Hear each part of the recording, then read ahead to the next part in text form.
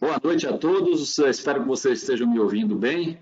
Eu estou falando de Salvador e é com grande satisfação que nós recebemos aqui o Jonathan Reichental, que é um grande expert nessa área de tecnologia, de inovação, de tratamento de dados.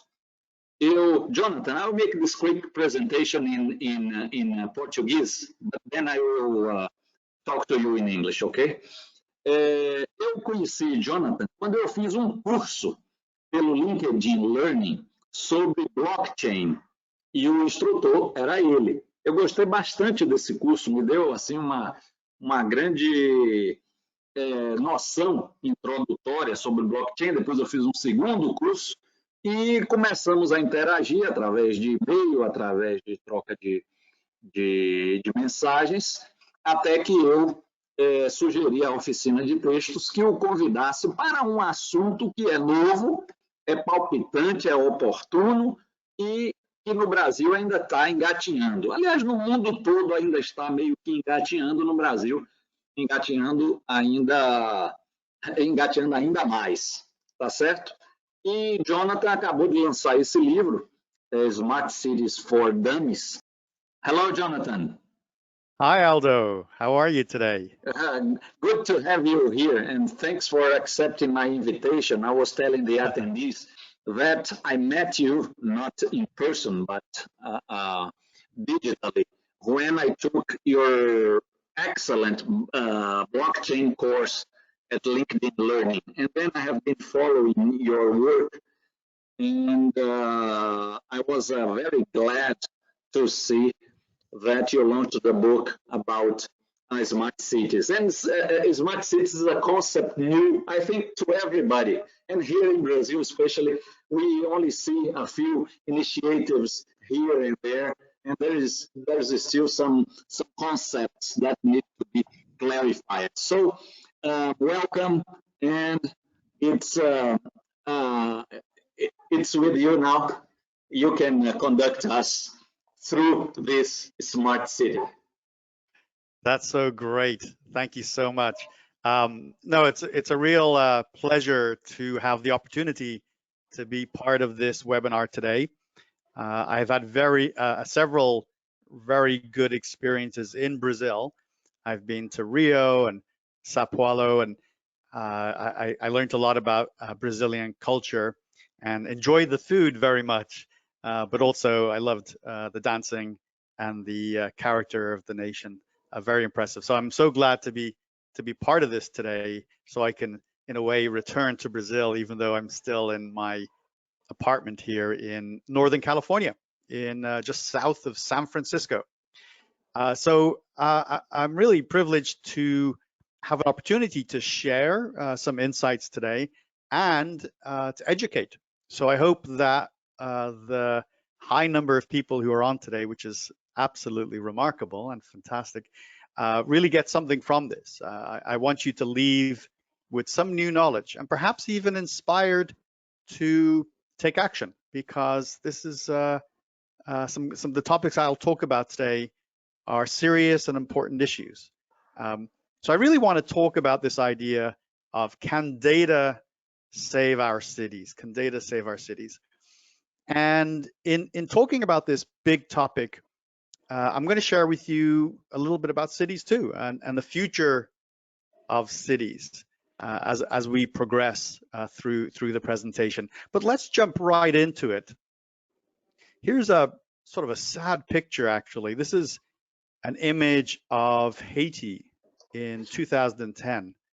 In 2010, they had a big earthquake, as you can see, and it was devastating. The country, and particularly the capital of Haiti, was really in bad condition. And up until that point, when an earthquake like this would happen anywhere in the world, the world would rush to help the nation. It would send in supplies and doctors and various engineers and lots of people to support. And the way in which, for example, supplies were distributed, or even the way in which first responders were able to get to people who were sick or needed really urgent help. It was, you know, we got better at it, but it wasn't massively scientific until sort of the 2010 period. Now, interestingly, even though Haiti and its capital were devastated, there was enough cellular infrastructure in place that people could use their cell phones. And so it was thought, hey, why don't we do this? Why don't we have people who have cell phones report on issues? And so using texting, the most basic cell phone service, folks in Haiti went ahead and reported, for example, if somebody was very sick or somebody was trapped underneath rubble, maybe there was a fire or flood. And that reporting that was sent over texting was gathered in a reporting repository. And so what that means is by doing this, first of all, both the people of Haiti and the agencies that were helping could crowdsource the challenges. They could use data to be able to identify priority issues. So now it's not so much unscientific, it becomes very scientific. We can get medicine and all the different supplies to the right areas in the right sequencing because we have timely data that people are submitting from their phones to the cloud. And now we can do the analysis.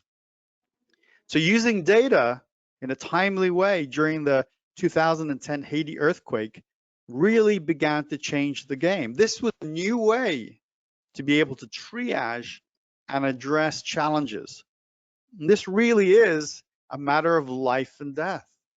This made a difference. Data made a difference. Let me give you another example.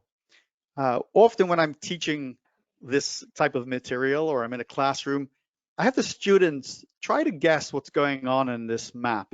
What are we looking at? You know, what's interesting here? And people have various guesses. Obviously, there's something that's less in the green and something more intense in the purple. Well, this is a map of a part of the United States. It's around a sort of an urban area. And what you're actually looking at here is the incidence of crime. The incidence of crime. So the purple shows that there is high degrees of crime. The green area, as you get greener and greener, shows it's safer. And then the non-heat mapped areas indicate no particular challenge, or maybe there's no reporting. But here's a little secret. This is a little bit more interesting than what it first appears. This isn't crime data that has happened. This is crime data that may happen. This is crime data in the future. So this becomes really interesting for public safety officials. This is what we call predictive policing. So we're using really rich historical data and other inputs, behavioral inputs, economic data, demographic data, a whole lot of different types of inputs. And the artificial intelligence within this program is making probability predictions on where crime might happen. Now, it's being used around the world, largely in a sort of an advanced experimental manner. As you can imagine, as you listen to me talking through this, it's probably intuitive that it's controversial. It's controversial. It's not perfect science yet, but perhaps it gives us a little clue at how we can begin to use data in really unique ways, combined with artificial intelligence, and suddenly we have more insights about our urban environment. And that's worth thinking about. That's worth thinking about. Now, we got to get it right. We got to respect privacy. We got to respect human rights. We got to be sensitive. There's a whole lot of things that factor into this that are not technologically based, but it's still quite intriguing. Will predictive policing change the nature of public safety? And so now we look at our cities. And this picture to me is probably on the extreme side, but it captures many of the characteristics of our major urban centers in the world. Let's talk about cities for a second. Well, cities are probably the most complicated and successful of human inventions. I mean, cities have brought billions of human beings out of poverty. Cities have made healthcare more accessible. Cities have brought education to the masses. They've even allowed people to have more entertainment and cultural outlets. So cities have largely been successful. And as of 2008, just around 12 years ago, the majority of humans now lived in cities. So we went over that halfway mark, and by 2009, well over 50% of the planet was living in a city. And this has continued. Actually, it's continued by 3 million new city inhabitants each week. So think about that. 3 million people are moving into cities every single week. And we're building urban infrastructure at a phenomenal rate. Here's a statistic. We are building the equivalent of New York City, Manhattan, the great New York City. We are building that much infrastructure every month. And we will do that every month for the next 40 years. I always joke, that's a lot of refrigerators. It's a lot of TVs, a lot of microwave ovens, lots of opportunity. But through all this amazing, these advantages that cities have brought, they're certainly not perfect. And anyone who lives in a big city anywhere in the world, and of course in Brazil too, knows that our cities have lots of problems. Look at this picture. What do you see here? I see broken down transportation. Imagine you're trying to get to the airport, or you have there's a pregnant woman in the back of a taxi who's trying to get to a hospital. This is not a good situation, right? So transportation is broken. All those cars are spewing gasoline and carbon exhaust into the atmosphere, and it's heating up the planet. Now we have a climate crisis. Look at the infrastructure. We have buildings that are half built. We have buildings that are completed. We have bridges there that are under considerable duress.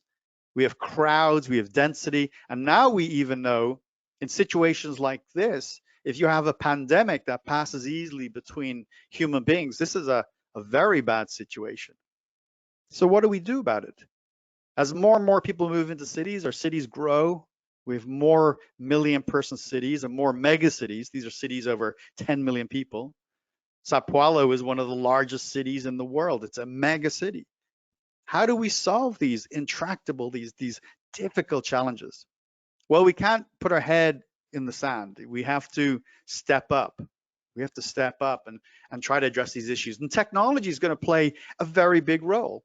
Technology will play an exceptionally big role, as will new processes and new innovation.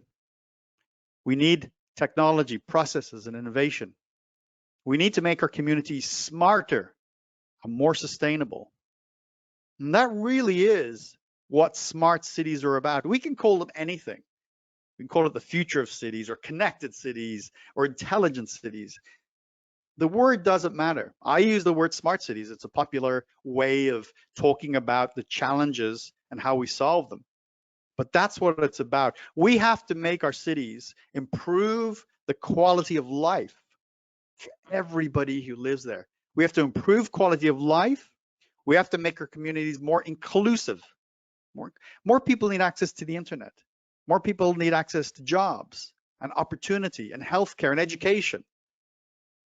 We have to be able to have our cities respect and include people with physical disadvantages, people with wheelchairs or deafness or blindness. Our cities have to be more inclusive.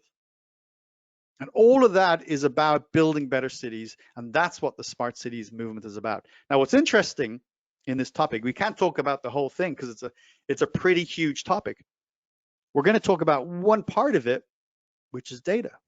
We're just going to talk about one piece, which is data. Now, it's one piece, but it's a really important piece. Data is something that cities can use to change the game. Now, I'll tell you a little story. I worked, as you know, from the introduction, I worked in a city for almost 10 years, the city of Palo Alto, which is the birthplace of Silicon Valley. And, you know, it was a great job. I worked as the head of technology. I was running the technology for the city. And, you know, I made lots of observations. It was very interesting to work in government. It was a very new experience for me because I spent my whole career in the private sector. And then I made this leap into the public sector. I was curious. I wanted to make a difference. Everything was limited. Everything was constrained. So every day was about not enough time, too many projects, not enough money. That's a big one, not enough money, not enough of the right talent.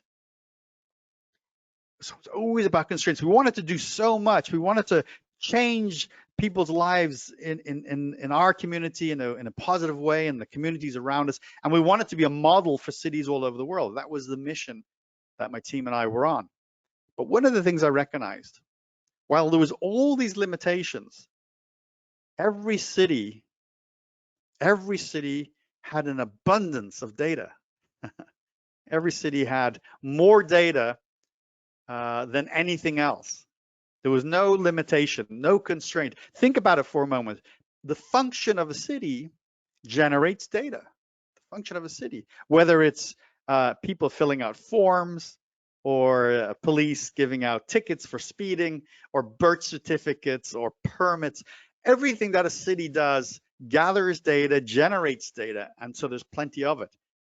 And so that I said, that's a good thing.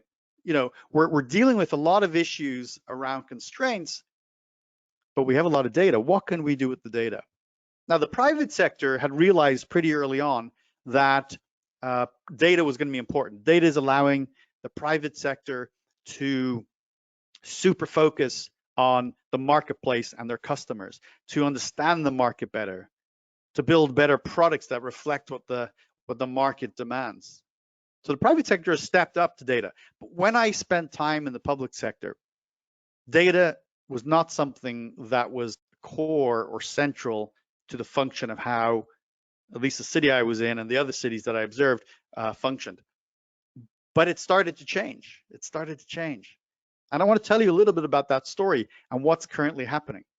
So let me tell you about something I did with my team in the city of Palo Alto. So you're looking at what looks like how you imagine data. It's rows and columns of information, in this case, in some sort of table in a database. Actually, what you're looking at here is the condition of all the streets in the city I was a director in. And it tells you the condition in terms of 0 to 100. So if it's 100, it means the street surface is perfect. And then if it's 0, it means it's in really bad condition. So it's somewhere between 0 and 100. It's called a pavement condition index. And you have to make decisions around this data. For example, you have to prioritize. And then there are other variables involved. And so how do you do that if you have pages and pages and pages of this tabular data? It's really difficult. So the mayor came to me and said, Jonathan, how can we make this more digestible? How can we make this data such that we can make better data-driven decision-making, and we can engage the community in a conversation about this? So went away and started thinking about it. And in true Silicon Valley fashion, I went ahead and drew up an interface on a table napkin. We joke about that here because so many deals and ideas happen over a drink and a table napkin. And so you can see here, I sort of identified a few different things on the screen. I said we need a search box, we need an ability to attach photographs, we need pictures. And so the question was, how do we spin that up relatively quickly and cheaply? Now, if we were to go out to a professional firm, this would have taken, you know, best case, maybe 8 months to build, probably $150,000 to $200,000. So it would have been expensive and took time. So we thought, well, let's do something different.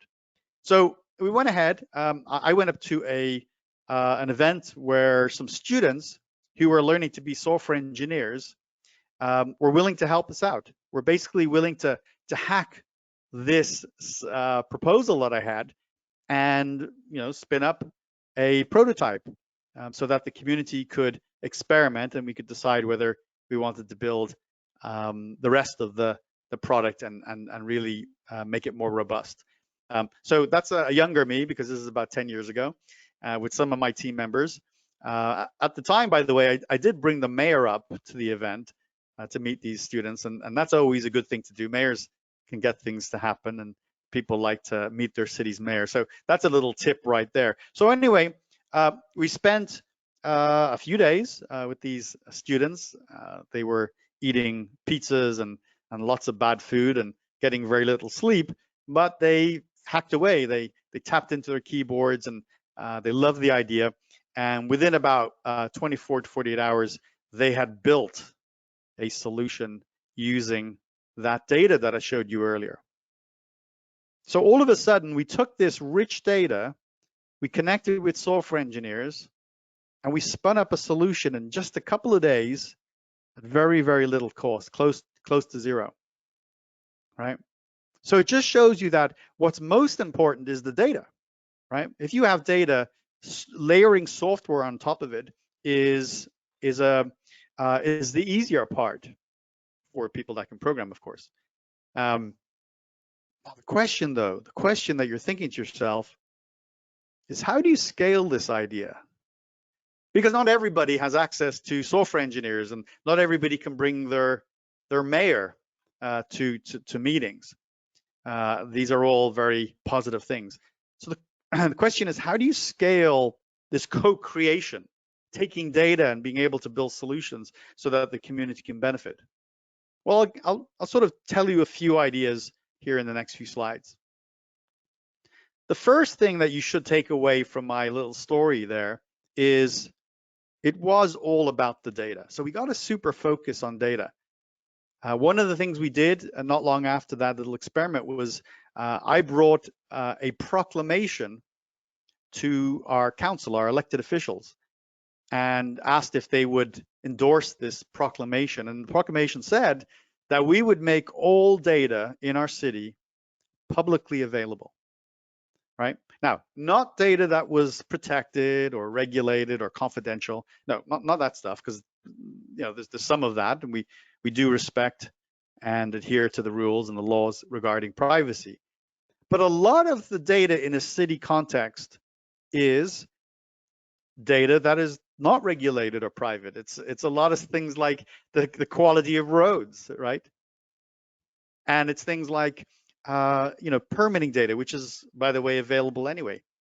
So making our city's data available in its rawest form is called open data. Is opening the data. Think about it like that. We opened up the city's data, and many communities all over the world now are doing this. This is very popular, and we made it open data by default, which translates to, if we have data, it has to be available to the community easily through a simple interface. And this has become really a big movement around the world. Once you make the data available, first of all, people can analyze it and they can understand the community better. They can download it and analyze it and manipulate it. They can also pull it into software and they can build solutions. They can look at data and bring insights to all sorts of city decisions. So now you have a data-driven decision-making input into all things city-related. It's very powerful, and fortunately, it's significantly being adopted around the world. Now, this whole idea of city data being open falls into a broader category of open government and government transparency. People want to know how their tax money is being spent. They want to know what's going on with their government and what the priorities are. Now, when I went to our community in Palo Alto and I said, what's the data that's most important to you? What's the data that you'd like to see? And no surprise, everybody wanted to see budget and actuals. They wanted to see how much money we had and what were we spending it on. And they wanted to see that in almost real time, tracked over time. So we deployed a solution called Open Budget, and these things are still all available today. And that allowed anybody to see close to real time what the city of Palo Alto was spending and what they were spending it on and who was spending it. That kind of transparency, by the way, increases the trust between the community and City Hall. I'll say that again because I think that's such an important point. When you make data available from a government, when you make the rich important, you know, the specific data that people are looking for, when you make that easily accessible, you reduce the tension between the government and the community, and that's only a good thing because we all have to work together. Now, here's a couple examples of using that data. So we made available, for example, our permit data, and a third-party company called Civic Insight built a solution that enabled anyone to be able to find out what was happening in our community at any time, any of the construction that was happening. And they went on to build a company that does this for communities all over the United States and possibly now even around the world. So we were a model for that, and they could only deliver this solution and build a business and hire people and make a real business by having cities make available the permit data in a very simple, consumable way. We had an app that we deployed called Palo Alto 311.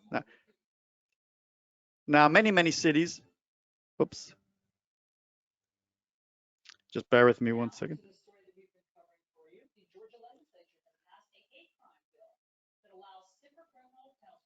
I will fix this.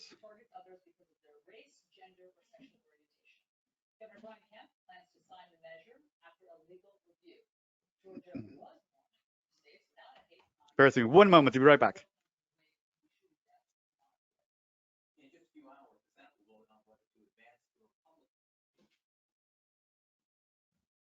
Oi, pessoal, o Jonathan saiu, mas ele já está voltando. This is the exciting work of a live webinar. That's proof that everything is live here. I had a little bit of a technical snap there, which I've now fixed. So getting back to Palo Alto 311, we have this app that we deployed. Many communities in the world have an app like this. And you can report issues by taking photographs, and those issues go to City Hall and then they're resolved. But I thought, wait a minute, aren't we gathering a lot of data behind all this? Isn't there an incredible amount of rich data? So we took the data behind Palo Alto 311 and we mapped it against the city. So we could see in what we call near real time. So we could see in near real time what was happening. And so you can see it here. Here's just a screenshot. We could go to a certain area and we can see there are 26 issues up by Universal Avenue. There's 90 issues by the Stanford Shopping Center. And this would give decision makers real-time information on what's happening in the community. So we can do things like shift our priorities or move resources around. So again, we're using data to be able to drive decision-making and informed decision-making. Now we'll see in the not too distant future the adoption of self-driving vehicles in our cities. This may be, as many people have said, the biggest innovation of the first 50 years of the 21st century. Cars will drive themselves. Drones will fly themselves. Terrestrial drones and flying drones will be part of our communities. And they'll all be gathering data and sending data so that they can be safely flown, that cars can negotiate amongst each other so they don't crash into each other. Cars will talk to the infrastructure by sending data towards to alert other cars and buildings and infrastructure about their presence. And likewise, infrastructure will send data to our vehicles.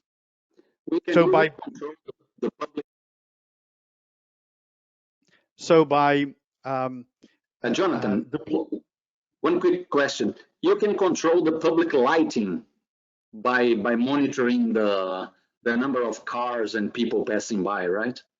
Yes. So Aldo's asking about, the ability now for cities to have sensors on the lighting, the traffic signal lighting, that can see, for example, if there are lots of cars going in one direction, it can allow those cars to flow by having green lights along a street. Or even if you were out late at night, perhaps you need to go to the pharmacy to get some medicine for a child at 1 a.m. And the lights should not be red if there are no other cars. The lights should be green.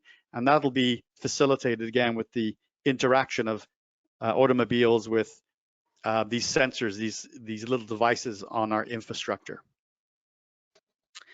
Now, as I wrap up here, because we've been having so much fun that our time has come to an end here. If you are intrigued by this topic, and I certainly hope you are, I've written a book on it, which again Aldo spoke about earlier in this webinar today. I have 10 years of experience in leading cities and advising governments and mayors and leaders all over the world, and I wanted to put that into a book so that I could easily disseminate valuable knowledge, so we could build and can build better cities for tomorrow. We have so many challenges ahead. We have to solve issues around energy and clean water and education and healthcare and buildings and climate. We have to solve things like economic opportunities. We have to figure out how to have more of those. We have to figure out things like, how do we digitize government so it's not all about paperwork, right? And we have to figure out can we bring data into the center of activities so that we can do a lot smarter things to run our cities a lot better. And so that's what this book is about. It's a 400-page book. It's coming out in just a few days.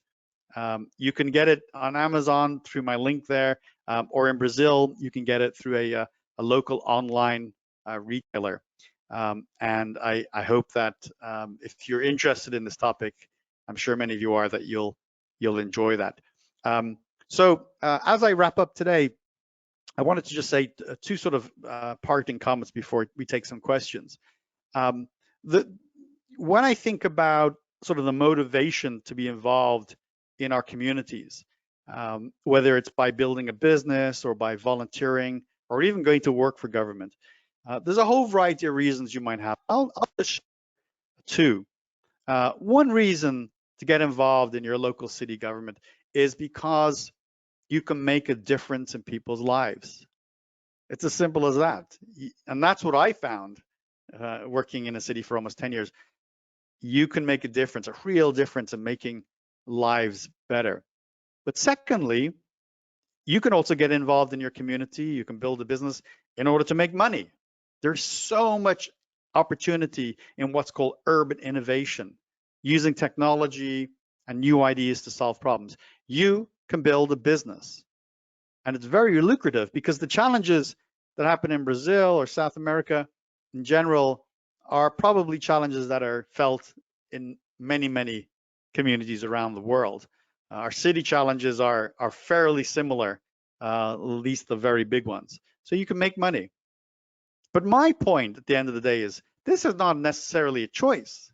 You don't have to choose between, doing the right thing and making money. Do both. Do both, right? Do amazing work that changes lives and makes a difference. It's meaningful work, but you also can make a great business out of it and generate economic advantages.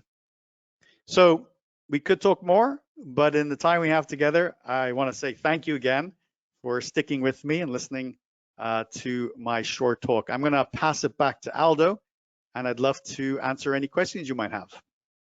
Yes, Jonathan, actually, I have several questions here.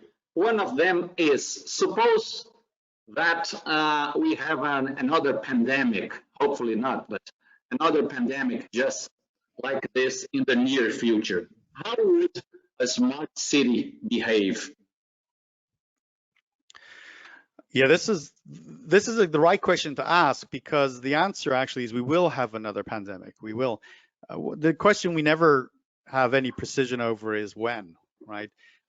I think we need to assume now that this may happen on a periodic basis, particularly because of climate change, and deforestation, and we haven't necessarily treated our planet very well over the last couple of hundred years, and so we're in many ways experiencing all the downsides of our reckless behavior until this point. Now, what we don't know is what form that pandemic will take. We know the form in which COVID takes now. It's spread from little droplets when people are in close proximity. So if we put masks on and we stand 6 feet or more away from each other, we can certainly reduce the possibility of getting the disease. So the next one may have a different reason for being. So we can't, unfortunately, predict every outcome. That makes it very difficult. But here's sort of 2 quick tips that smart cities will be doing as we go forward. The first thing is we have to do a much better job of stockpiling.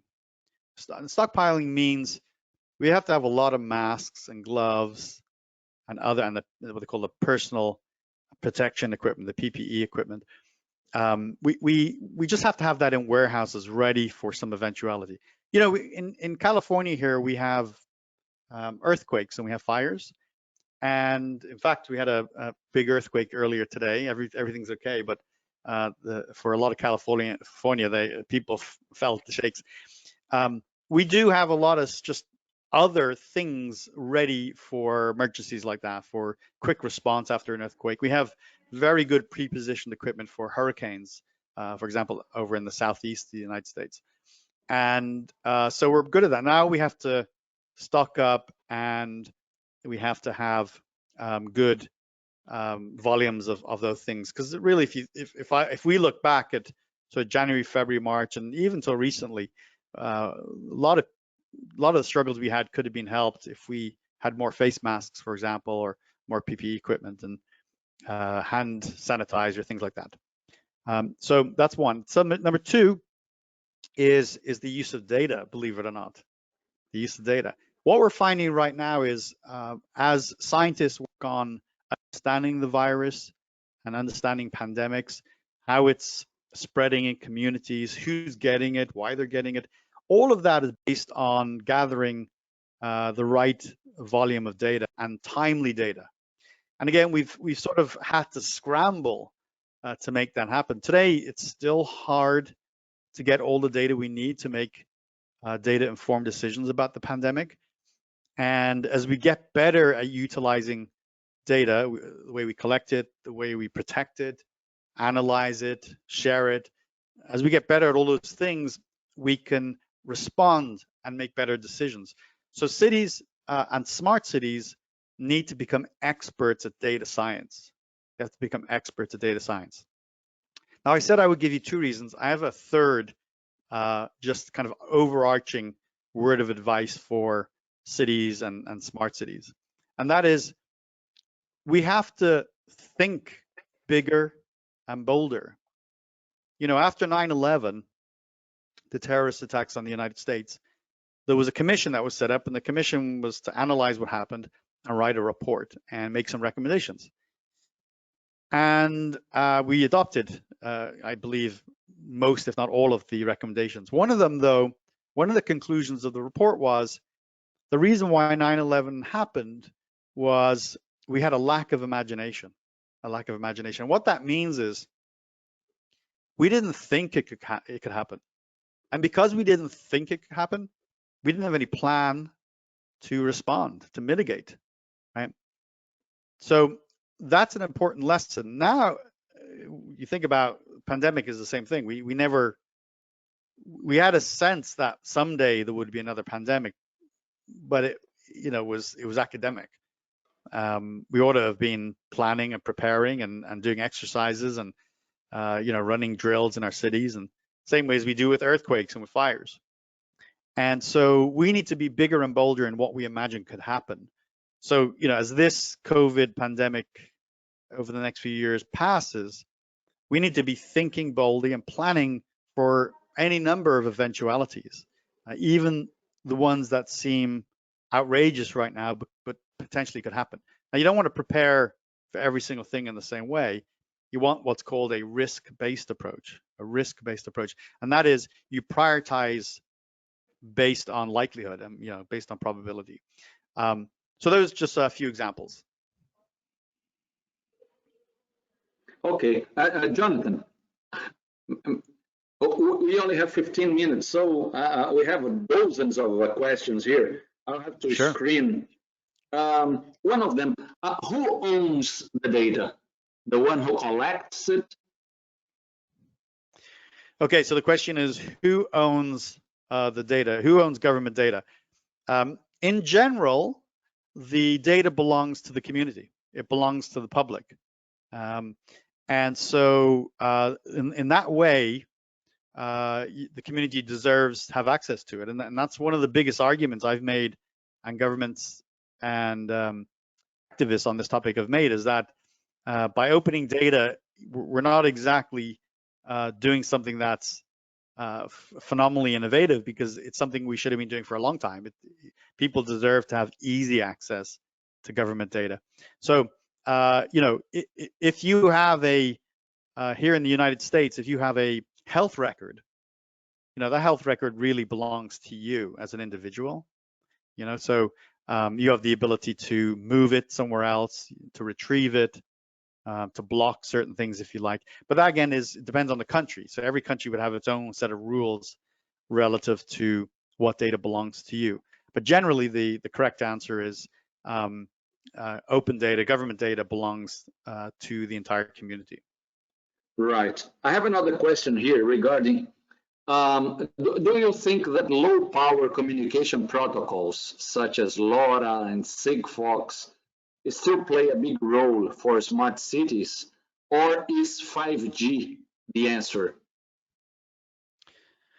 I write about this actually a lot in my book. This is a key smart city question. I mean, connectivity in general is, a big part of our world today, of course, and big part of society, and more and more people are getting connected. We still have to get, still about 3 billion people onto the internet. We still have a long ways to go, even though, 4.5 billion or so are already on. Almost half the world doesn't access the internet every day. So we have a lot of work to do just getting humans onto the internet. But that's going to accelerate. That's going to be taken care of here in just the next few years. The question of which way we'll connect. So how will we connect sensors? How will we enable the Internet of Things? Or how are we doing it? In fact, it's going to be lots of different technologies, and each has a benefit. For example, some wireless technology is better indoors. Some wireless technology is better outdoors. Some wireless technology is better for long distance. Some wireless technology is better for high bandwidth, so rich data like video. And then, sometimes when you want to keep the cost low and you're just sending very small amount of information, that would be another type of protocol. So you have all sorts of things like bandwidth, distance, location, terrain. And as you think about each of those, plus the applications, you're going to choose the wireless protocol that makes most sense. Certainly, Sigfox and 5G and LoRa and many others are going to be popular and important for the foreseeable future. I mean, the fact that you brought up 5G, just real brief on that, is once we've established the sort of global standard in a robust way and the devices, 5G, in my view, has the potential to be a game changer. I'm particularly interested in something like fixed 5G or fixed wireless, because today we have to bring wires into our house, and sometimes it's hard to bring high bandwidth fiber to every neighborhood and every house. It's possible that very high speed, high bandwidth 5G could enable fast access for everybody. Just to throw a little. Jonathan, I have another question. Sorry to interrupt you, because we have dozens of questions here. One of them is, do you think it's more effective to have a number of small initiatives or a centralized organization handling all this implementation of urban cities devices? Yeah, yeah. So each city is going to decide what the right approach is for them. Again, I write about the sort of different flavors of how you innovate in a community, and it can come entirely from the private sector or academia, or it can be driven by community members or by the city, or then it can be actually deployed by any combination of those. So in a way, the most progressive cities are going to pick a little bit of everything where it makes sense. Some communities even build a spin-off organization just to manage the innovation and the experiments and all the things we're talking about, because it can have more freedom that way, and it doesn't have to be that locked into what the regulations and the constraints of an actual public agency. Right. So my recommendation is to explore multiple forms of management and delivery of this innovation. Right. And the final question, what would you recommend a small city that wants to start to become a smart city? What's the first step? Yes. What is the first step? By the way, every single type of city, every town, every village can be smarter and more sustainable. So this is not about big cities. This is about all types of communities.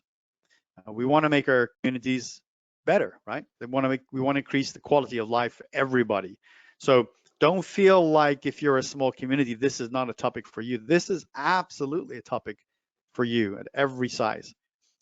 Different cities have different strengths. The bigger the city is, the more resources it has, but it also has more issues, right? So New York City has a massive budget, and it's a big city, but it has a lot of challenges it has to spend its money on. So scale doesn't always help, right? What is the first step? The first step is to commit your community to a better future, is to commit yourself to a smarter and more sustainable community. First step. So we'll assume, hey, we want to be a better community. We want to have better quality of life. We want to be healthier, and we want to be more inclusive. Okay, good. Second thing is, let's get close to the first, because the first one is pretty quick. You got to do that, right? You got to have a vision. You got to create a vision. And that vision has to be embraced by city leadership, the elected officials, and it has to be embraced by the community. And the only way you get there is to have everybody engaged in the conversation. This cannot be run out of a small group, in the basement of City Hall or on the top floor. It can't be just the mayor's mission. If you decide in your vision, we have a vision for the next 10 years or 20 years, and here are the things we're going to try to achieve, these bold, risky, brave things, you got to get as many people as you can on board and agree and validate that vision. Excellent. The last part of your book is a top 10 list, right? What are Yes. could you say 3 challenges for implementing a smart city? Yeah. Again, you're testing my memory now. No, it's just, it's one of the questions I received here. Well, what are the main challenges? Is it technology? Is it policy, public policy? Is it infrastructure? What do you think is a bottleneck? It's all of those things, right? But they're in different measures, right? They're not all equivalent. Let me see. Okay, in no particular order, and I'll just kind of list, a few key areas. I mean, one of them is, of course, you don't have leadership. You don't have someone to lead it and to believe in it. And so the absence of leadership is always a problem when it comes to project management. The number one reason why projects fail is because of lack of leadership support. So whoever has the influence, and that could be, again, it could be the mayor, a city manager, it could be private sector. I mean, you've got to have a consortium of leaders who really are absolutely super focused on the mission, right? And anything but that, and you're already having a problem. Number two, you know, building a smart city and making it better is hard. It's complicated. It's not for the faint-hearted, and it's long-term too. This can't be just about some piecemeal, clever experiments. You know, maybe you want to underground, you know, your train system, or you want to go from gas-powered, you know, gas to homes for heating. You want to convert every home to electricity. You know, you can imagine these are long-term commitments, and you have to stay behind that, and they're complicated to do. So that sort of like staying the course and realizing the complexity and having the skills to do it, that's kind of a broad set of several others. What I would recommend, and perhaps I can take another question, is please check out the book. And in fact, on Amazon, I think if you go to the link here, Smart City Book, and go to the US Amazon site, you can look inside the book, and you may even be able to flick to that page, those pages, and read some of my other tips and tricks. Okay, thank you very much, Jonathan. On behalf of Oficina de Textos and Instituto Aldo Mattos, I would like to thank you very much for delivering such a delightful presentation. I just want to say thank you again. It's been absolutely wonderful to speak with this amazing community. I was so humbled by having well over 200 people stay around until the end. So that's great. I just wanted to say that people can reach out to me. You know, I had my Twitter account on the screen there. Please do send me a message. Also, I'm available on LinkedIn, and I would encourage you to send me questions or connect with me, and I'd be happy to answer more questions and engage in a conversation. So again, to both of you for hosting me today, thank you, and thank you to the audience.